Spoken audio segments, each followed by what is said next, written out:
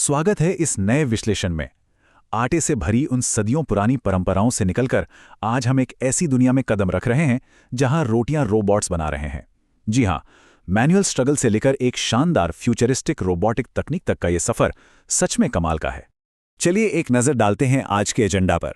हम शुरुआत करेंगे इस रोटी मेकिंग एवोल्यूशन से, फिर इन रोबोट्स के अंदर का मैकेनिज्म समझेंगे। उसके बाद प्रीमियम एआई और बजट मॉडल्स का कंपैरिजन, ऑटोमेशन के फायदे, इनका मेंटेनेंस और आखिर में देखेंगे इन फ्लैट ब्रेड्स का फ्यूचर। तो बिना किसी देरी के शुरू करते हैं।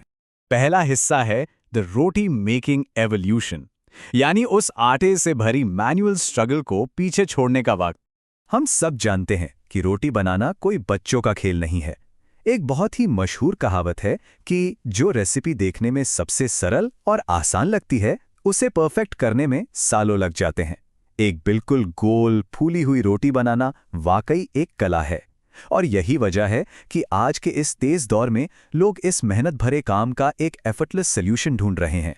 अगर हम इस बदलाव के टाइमलाइन पर गौर करें तो ये किसी रेवोल्यूशन से कम नहीं है। सालों साल चूल्हे और बेलन के बाद 2008 में जिम्प्लिस्टिक नाम की कंपनी ने पहला रोबोटिक रोटी मेकर बनाने का सपना देखा। 2014 आते आते पहले रोटीमैटिक के प्री ऑर्डर्स आना शुरू हो गए, और अब जरा सोचिए 2025 तक ये ग्लोबल ऑटोमैटिक रोटी मेकर मार्केट $1.8 बिलियन का होने वाला है।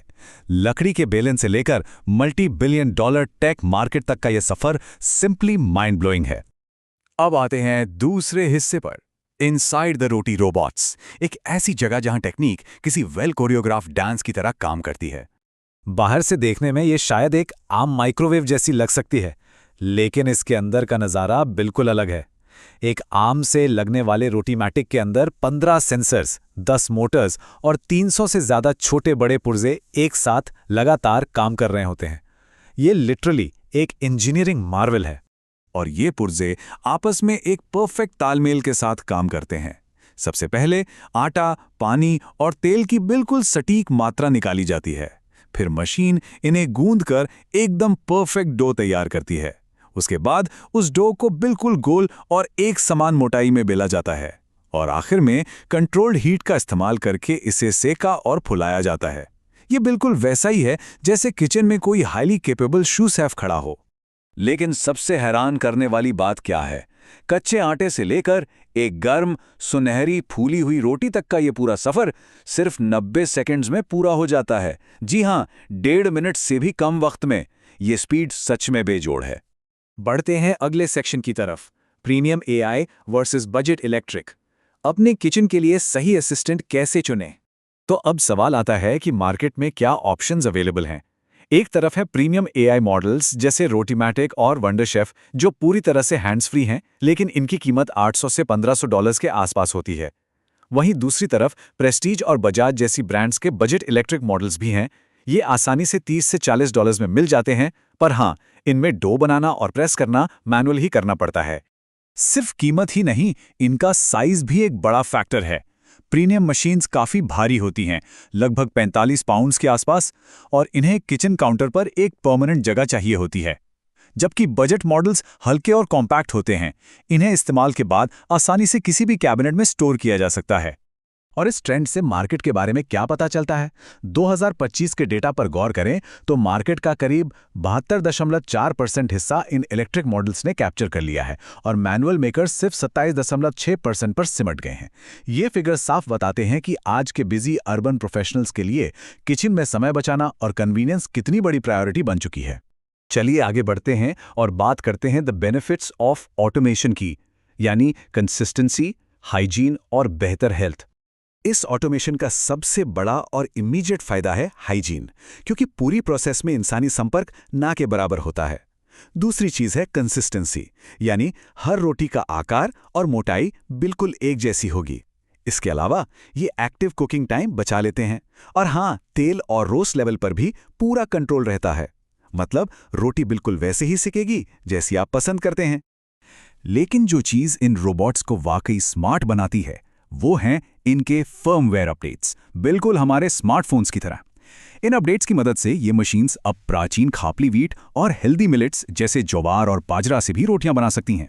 तो अगर कोई हेल्थ कॉन्शियस है या ग्लूटेन ऑल्टरनेटिव डाइट फॉलो कर रहा है तो उनके लिए मॉडर्न डाइटरी नीड्स को पूरा करने का एक परफेक्ट तरीका है। अब जब एक रोबो शेफ मिल ही गया है तो उसकी देखभाल भी जरूरी है। हमारा अगला सेक्शन है एसेंशियल केयर एंड मेंटेनेंस। डरने की कोई बात नहीं है, इनका रखरखाव काफी सरल है। सिर्फ कुछ बेसिक स्टेप्स फॉलो करने होते हैं। पहला, खाना पकने के बाद मशीन को ठंडा होने के लिए 30 मिनट का समय जरूर दें। दूसरा, आटा जमने से रोकने के लिए नीडिंग एरिया को रोजाना पोंछें। तीसरा, दिए गए ब्रश और स्टिक से पैन्स को साफ करें। और आखिर में, हर 2 हफ्ते में एक बार अलग होने वाले पुर्जों की 10 मिनट की डीप क्लीनिंग करें। बस, इससे मशीन की परफॉर्मेंस हमेशा बेहतरीन रहेगी। पर यहाँ एक बहुत ही ज़रूरी और हैरान करने वाली टिप है। हम अक्सर रोटियों पर घी या मक्खन लगाना पसंद करते हैं, राइट?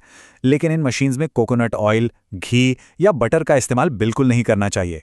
एक्चुअली ये ट्रेडिशनल फैट्स इन मशीन्स के इंटरनल ट्यूब्स में आसानी से जमकर उन्हें ब्लॉक कर सकते हैं। इसलिए हमेशा वेजिटेबल या कनोला ऑयल का ही इस्तेमाल करना चाहिए। और अब हम पहुंच गए हैं अपने आखिरी सेक्शन पर, द फ्यूचर ऑफ फ्लैटब्रेड्स, जहां रोबोटिक्स का मिलन होता है सदियों पुरानी परंपरा से। भविष्य के ये आंकड़े सच में चौंकाने वाले हैं। डेटा के मुताबिक 2025 में जो ग्लोबल मार्केट $1.8 बिलियन का है, वो 2034 तक डबल होकर $3.6 बिलियन को छू लेगा। साउथ एशियन डायस्पोरा का ग्लोबल लेवल पर बढ़ना और ड्यूअल इनकम हाउसहोल्ड्स में समय की कमी इस एक्सपोनेंशियल ग्रोथ को तेजी से ड्राइव कर रही है। तो इसमें कोई शक नहीं कि तकनीक ने किचन में कन्वीनियंस और स्पीड को कंप्लीटली रीडिफाइन कर दिया है।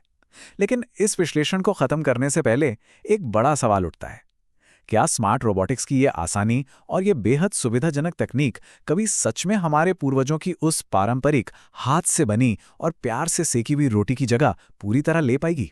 ये वाकई एक सोचने वाला विषय है। इस एक्सप्लेनर में जुड़ने के लिए बहुत बहुत धन्यवाद।